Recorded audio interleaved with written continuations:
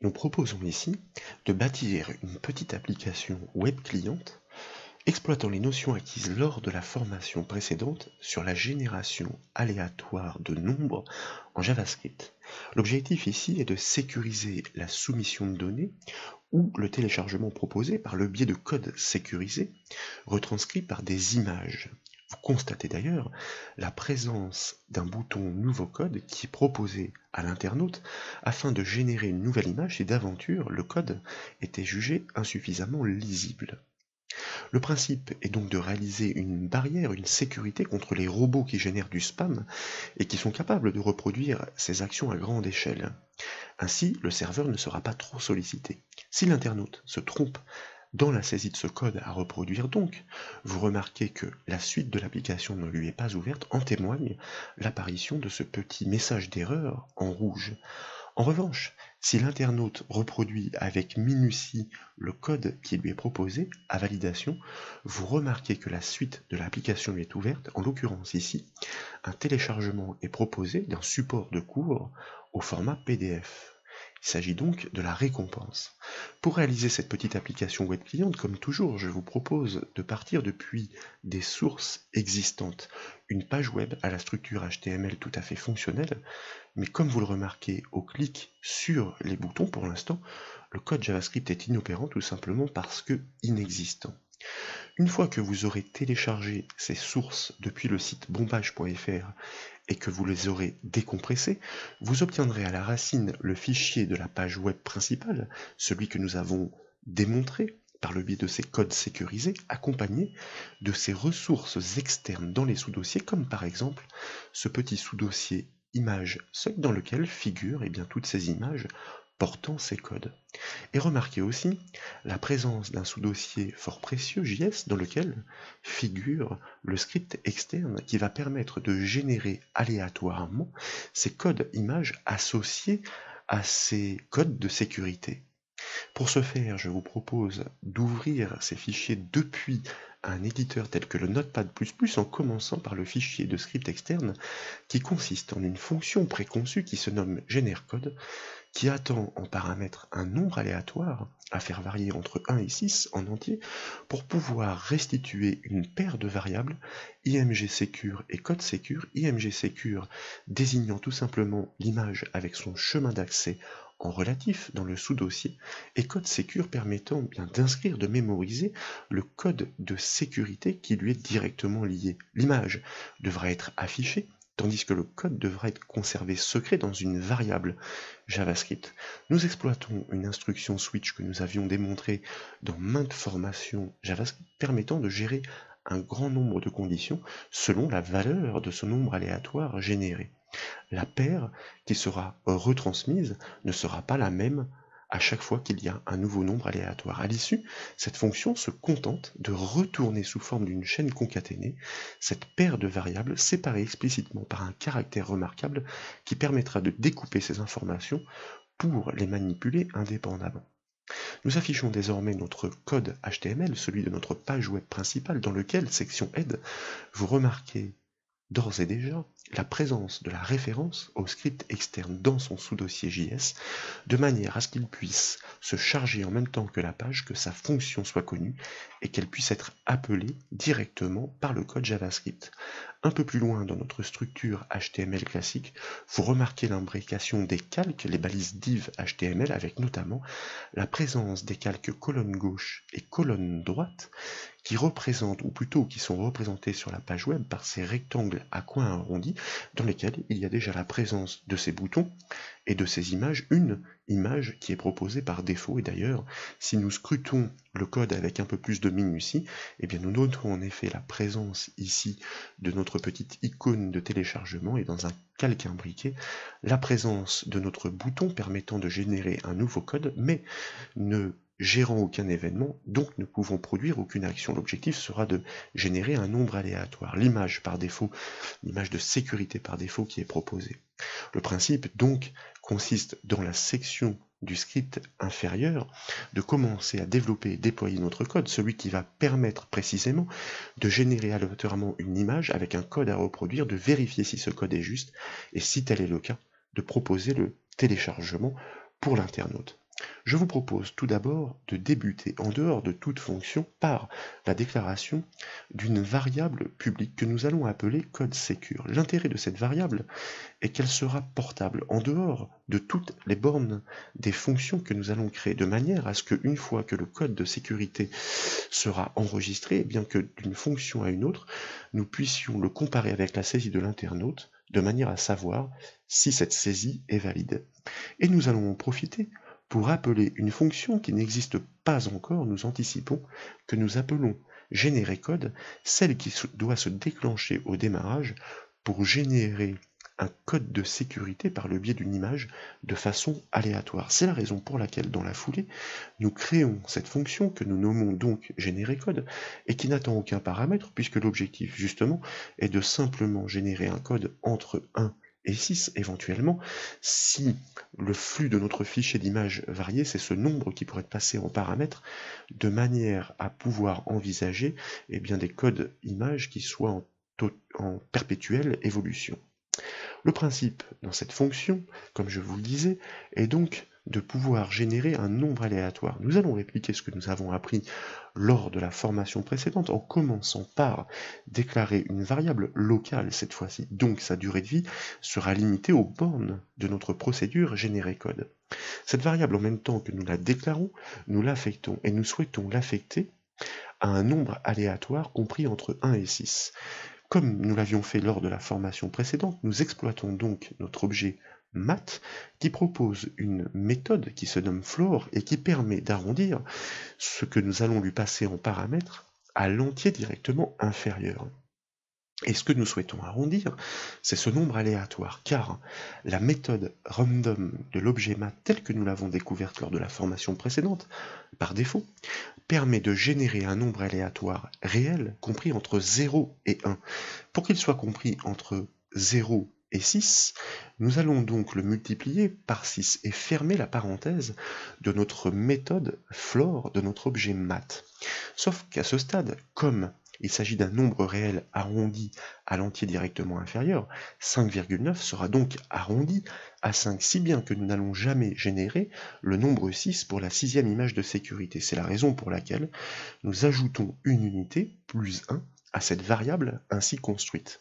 Et d'ailleurs, nous pourrions d'ores et déjà réaliser le premier test grâce à la fonction alerte en JavaScript, qui permet, comme vous le savez, d'afficher un message à l'écran. Ce message, quel est-il? Eh bien, il va correspondre à la variable que nous allons lui passer en paramètre. Je m'aperçois que je l'ai nommé nombre local car en même temps que je l'ai créé, je l'ai commenté en expliquant que sa portée était locale. Et en réalité, nous souhaitons l'appeler nombre aléa, ce qui est beaucoup plus explicite pour une variable qui porte un nombre aléatoire. Nous enregistrons les modifications, nous retournons sur notre page web et nous rafraîchissons le navigateur avec la touche F5 du clavier. Et vous constatez qu'un premier nombre est retourné, 5, puis 1.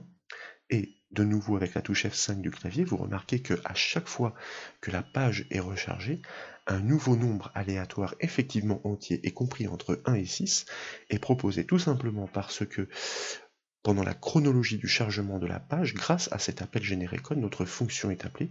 Comme cette fonction se charge de générer un nombre aléatoire et que nous l'affichons à chaque chargement, ce nombre est donc retranscrit à l'écran. Nous allons temporairement basculer notre test en commentaire à l'aide du préfixe des 2 slash, et il s'agit maintenant de pouvoir récupérer en fonction de ces nombres aléatoires la paire de variables correspondantes. Si c'est 1, il s'agira de ces 2 variables. Si c'est 5, il s'agira de ces 2 variables que notre fonction va retourner sous forme d'une chaîne concaténée. Cette fonction se nomme GénéreCode, et tant qu'à faire, puisque désormais nous avons suffisamment de maîtrise en JavaScript, nous allons directement déclarer une variable qui va être transformée à la volée en tableau de variables pour être capable de ranger chacun des éléments séparés explicitement dans des rangées, elles aussi explicitement différentes, de manière à ce que nous puissions y accéder par un chiffre. Nous appelons donc notre fonction génère code en lui passant le nombre aléatoire que nous venons de générer avec l'instruction située juste au-dessus. À ce stade, donc, dans la variable tab-élément, nous allons avoir la concaténation pardon séparée par ce caractère remarquable qui est la barre verticale stockée dans la variable. Mais comme je vous le disais, grâce à la méthode split que nous avons exploitée à maintes reprises, nous allons découper cette chaîne sur le caractère remarquable de la barre verticale, si bien que nous allons obtenir deux éléments rangés dans deux lignes du tableau qui se nomme tab-élément. Et nous allons donc en profiter pour pouvoir stocker ces informations indépendamment. C'est la raison pour laquelle nous déclarons une variable que nous nommons img secure et qui va faire référence à la première rangée de notre tableau de variables, c'est-à-dire celle qui est située à l'indice 0. Car si vous regardez la fonction GenereCode telle qu'elle est proposée, la variable qui est restituée renvoie d'abord l'image et puis son code associé, si bien qu'après découpe, sur la première ligne de notre tableau, c'est bien l'image qui est rangée, et sur la seconde, c'est bien le code. Donc, nous allons ensuite ranger dans notre variable qui se nomme code secure. Je vous rappelle que nous l'avons déclarée en variable publique, donc nous ne la redéclarons pas ici. Ainsi, elle sera portable au-delà des bornes des fonctions. Et cette fois-ci, nous souhaitons mémoriser dans cette variable code secure l'élément qui est rangé dans la deuxième ligne du tableau, référencé par son indice 1, puisque nous commençons à l'indice 0. Et nous allons réaliser de nouveau un petit test grâce à la fonction alerte pour nous assurer que nous avons été en mesure de récupérer ces informations afin de les exploiter. Donc dans la fonction alerte, nous passons tout d'abord notre variable img secure et que nous allons concaténer avec un autre caractère remarquable comme une étoile par exemple, entre guillemets, puisqu'il s'agit de texte, et ensuite nous allons lui associer l'information contenue dans la variable qui se nomme code secure. Nous enregistrons les modifications, nous retournons sur notre page web, nous rafraîchissons le navigateur avec la touche F5 du clavier et vous constatez que vraisemblablement c'est le chiffre 2 qui a été généré puisque c'est l'image 2.jpeg avec son chemin d'accès qui est restitué associé à son code d'accès. Si nous réitérons le processus en enfonçant de nouveau la touche F5 du clavier, cette fois-ci c'est bien la première image qui nous est renvoyée associée à son code et ainsi de suite. Donc, comme nous sommes en mesure de générer des nombres aléatoires associés à des images, nous sommes en mesure de proposer des codes qui ne seront jamais connus à l'avance, si bien qu'un robot ne pourra pas les restituer. Nous revenons dans notre éditeur de code, nous repassons avec les 2 slash en préfixe notre ligne, notre instruction alerte en commentaire, et l'objectif est de pouvoir exploiter ces variables de manière sur la page web à remplacer cette image proposée par défaut par la nouvelle image, et puis bien sûr à mémoriser ce code, mais ceci est déjà fait. Pour ce faire, nous allons constater quels sont les noms qui sont proposés dans les noms d'objets à exploiter. Vous remarquez effectivement la présence ici de notre balise IMG qui porte l'identifiant IMG code. C'est donc bien elle que nous allons devoir charger de cette image aléatoire. Vous remarquez aussi la présence juste en dessous de la zone de saisie de type password, de manière à ce que lorsque l'utilisateur va saisir son code, qu'il soit brouillé, tel un mot de passe. Le principe, dans un premier temps, donc, va consister à désigner ces deux contrôles HTML. Le premier devra être vidé de la potentielle précédente saisie. Je vous rappelle que nous exploitons la fabuleuse méthode getElementById de notre objet document en JavaScript à laquelle nous allons passer en paramètre tout simplement les identifiants des contrôles HTML que nous souhaitons piloter. Il s'agit d'une zone de texte, code S, que nous passons bien entre double ou simple cote, et nous souhaitons accéder à son contenu, propriété value, pour la vider dans un premier temps, s'il s'agissait pourquoi pas, par exemple, d'une deuxième tentative de la part de l'internaute, si bien que si nous n'avions pas vidé la zone de saisie, l'ancien code demeurerait. Et il s'agit désormais, dans l'autre contrôle HTML, celui de l'image, de pouvoir charger l'image correspondante qui est stockée dans la variable imgsecure avec son chemin d'accès en relatif. Nous la désignons donc bien, comme toujours, avec notre méthode getElementById de notre objet document. Faut-il encore lui passer le bon identifiant en paramètre? Et la propriété d'une balise HTML, retranscrite ici en JavaScript, qui permet d'accéder à son chemin d'accès, est l'attribut src pour source. Il s'agit tout simplement de l'affecter à la valeur contenue dans la variable imgsecure. Cela signifie que, normalement, dynamiquement, par le code au chargement, nous devrions proposer une nouvelle vignette d'un nouveau code sécurisé. Qu'en est-il si nous enregistrons, que nous revenons sur notre page web et que nous rafraîchissons avec la touche F5 du clavier?